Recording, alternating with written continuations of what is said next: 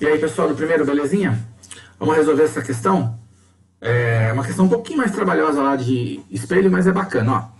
A fim de determinar o raio de curvatura de um espelho esférico côncavo e gaussiano, dois amigos tiverem a seguinte ideia.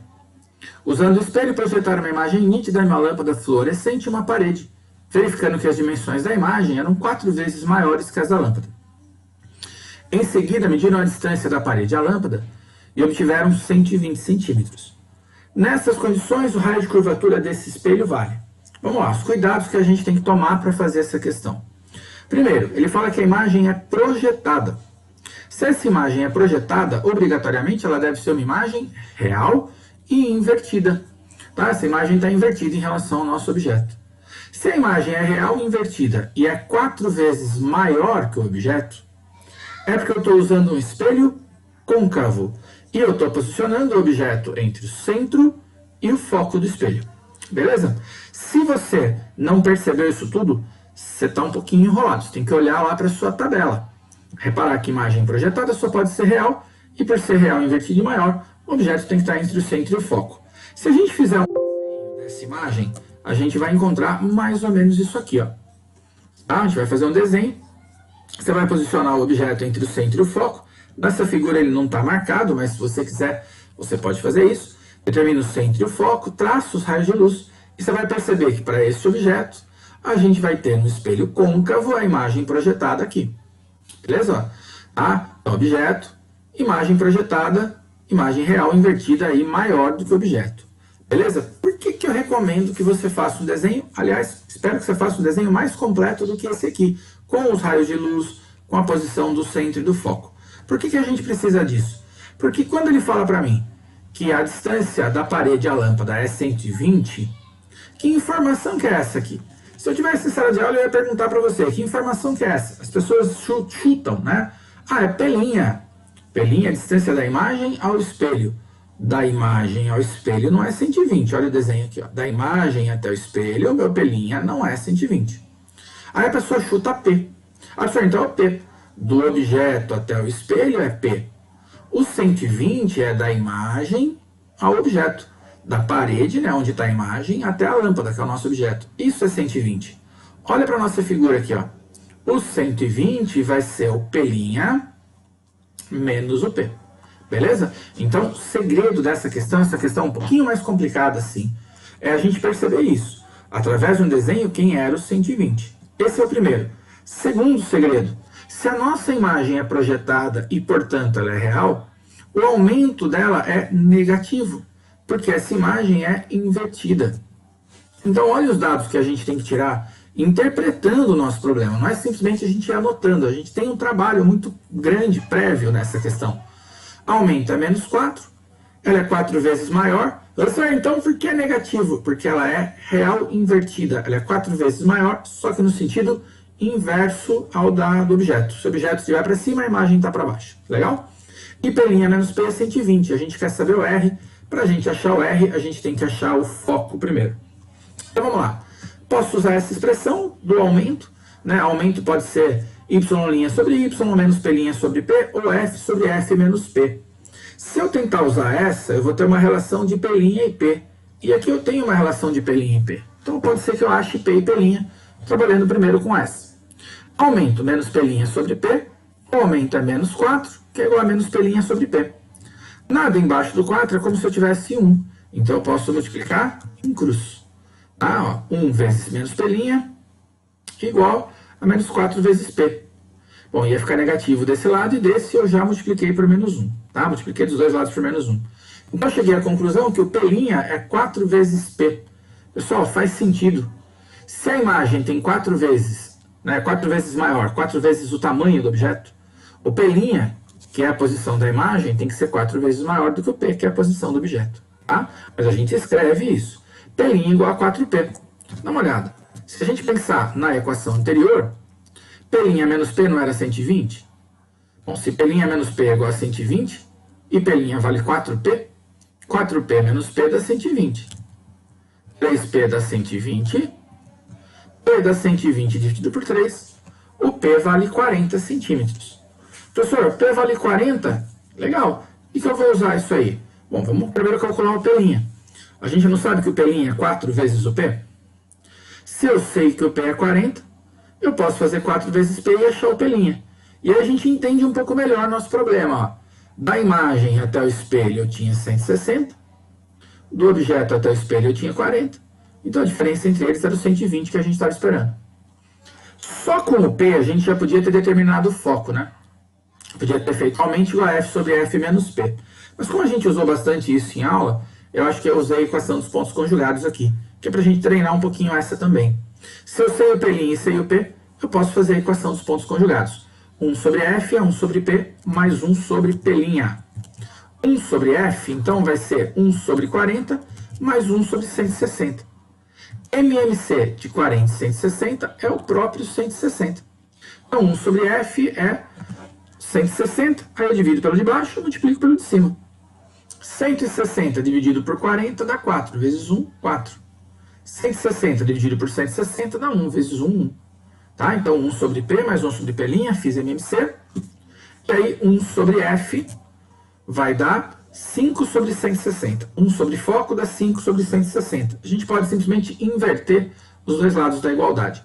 Ah, professor, eu prefiro multiplicar em cruz. Faça o que você quiser. Desde que você mate a matemática aqui. Então, o foco daria 160 dividido por 5. Inverti os dois lados. Ó. Foco sobre 1, 160 dividido por 4 mais 1, que é 5. 160 dividido por 5 dá 32. Beleza? O foco vale 32. Só que ele pediu pra gente o raio de curvatura. Lembra? O foco principal fica na metade da distância entre o centro e o vértice. Ou seja, o raio é o dobro do foco. Então, eu tenho que pegar para achar o raio e multiplicar por 2. Ó, que beleza. Vai ficar na frente do meu rosto, então eu vou tirar o meu rosto aí, ó. Pum, pronto. Logo, o raio vai ser 2 vezes o F. Então, o raio vai ser 2 vezes 32. O raio vai ser de 64 centímetros. Alternativa D. D de Dua Lipa, a Anitta da Colômbia. Da Colômbia, a Anitta na Inglaterra. Da Colômbia, a Shakira, né? Então, alternativa D, raio de 64 centímetros. Questão doída, hein? Tá? Se você precisar anotar, dá uma pausa no vídeo. É agora que você printa a tela. Beleza? Que eu vou passar para a nossa próxima questão, que é a questão 4. Tranquilo? Tá aí, ó. Deixa eu ver se eu consigo devolver meu rosto. Aí, ó. Consigo devolver o meu rosto para você. Se precisar, eu tiro de novo. A questão 4 é uma questão também interessante. É uma questão de olho mágico, né? Que você tem na porta de apartamento, por exemplo, ou dependendo de onde você mora, se for, né, sua casa tiver a porta direto virada na rua, você pode olhar pelo olho mágico e ver quem é que está lá. Por que a gente põe o olho mágico? Porque essa lente vai possibilitar um aumento do campo visual. Se eu tivesse só um furo na porta, o meu campo de visão ia ser mais restrito. Com a lente eu consigo enxergar um ângulo visual mais amplo. Então ele fala assim, o dispositivo óptico de segurança bastante utilizado em casas e apartamentos é o visor de porta conhecido como olho mágico. Ele é concebido para que o morador, ao olhar pelo olho mágico, tenha uma razoável noção do espaço além de sua porta. Suponha que uma pessoa a 1 metro da porta seja observada por um morador que olha por esse dispositivo, constituído por uma única lente esférica. Considerando que a imagem conjugada pelo dispositivo seja direita e 4 vezes menor que a pessoa, determine a vergência, é aquilo que a gente chama de grau, né, popularmente, a vergência é o V, e o tipo da lente que constitui um olho mágico. Muito bom. Vamos por partes lá. Primeiro, tipo de lente a gente sabe de cabeça qual que é aqui. Como é que eu sei? A imagem é direita, toda imagem direita é virtual. Toda imagem direita é virtual. As duas lentes têm imagem virtual, tanto a divergente quanto a convergente. Só que ele falou que ela é 4 vezes menor que a pessoa. A imagem é 4 vezes menor que o objeto. Virtual, direita e menor, eu só tenho para lente divergente. Então eu sei que a lente é divergente. É importante a gente saber isso, porque o foco da lente divergente é negativo e a vergência dessa lente também será negativa. Beleza? Então vamos lá, o que a gente vai fazer aqui? Vou anotar os dados da minha questão. A pessoa é o objeto, está a 1 metro da porta, a 1 metro da lente. Então P vale 1. E o aumento é 1/4. Professor, o aumento não é menos 4? A gente acabou de fazer uma questão em que o aumento era menos 4. O aumento menos 4 significa que a imagem é 4 vezes maior que o objeto e invertida, por isso o sinal negativo. Quando a imagem é menor, o aumento tem que dar uma fração desse tipo. Ó. O aumento é 1/4. A imagem tem 1/4 do tamanho do objeto. 4 vezes menor, 1 sobre 4. Por que esse cara aqui, ó, esse aumento é positivo? Porque a imagem é direita. Então ela é 4 vezes menor e aponta para o mesmo lado. Você olha para o olho mágico e não vê a imagem da pessoa de cabeça para baixo. Você vê para cima, só que vem em tamanho reduzido. Então 1/4. 1/4 é menor, positivo por ser direita. Eu quero descobrir o foco, porque se eu descobrir o foco, eu acho a divergência. Beleza? Descobrindo o foco, eu acho a divergência. Relação entre foco, aumento e P. A gente conhece. Aumento é F sobre F menos P.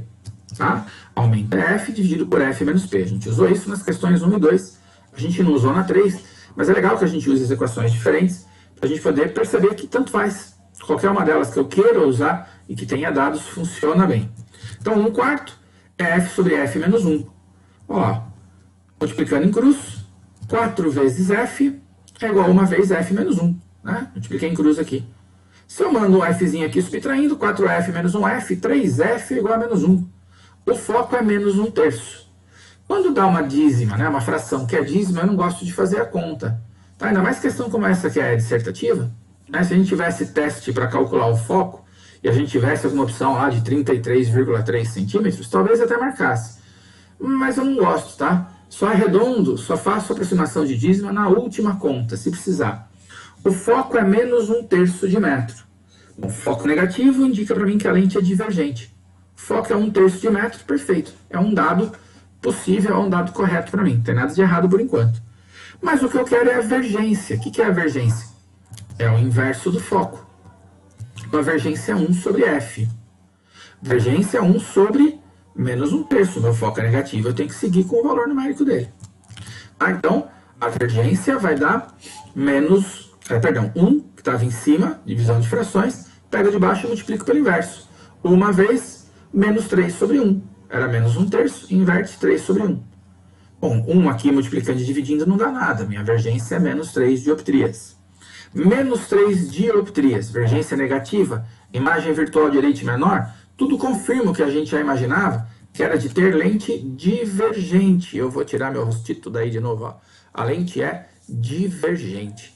Beleza, pessoal? Tá, espero que essas duas questões colaborem aí com o seu estudo. A 3 um pouco mais difícil, essa um pouco mais fácil, vai? Tá? Sempre lembrando que esse cuidado com a vergência, né, que é 1 sobre foco, é um detalhe que só aparece para lentes. Belezinha? Juízo, senhoras e senhores. Até a próxima.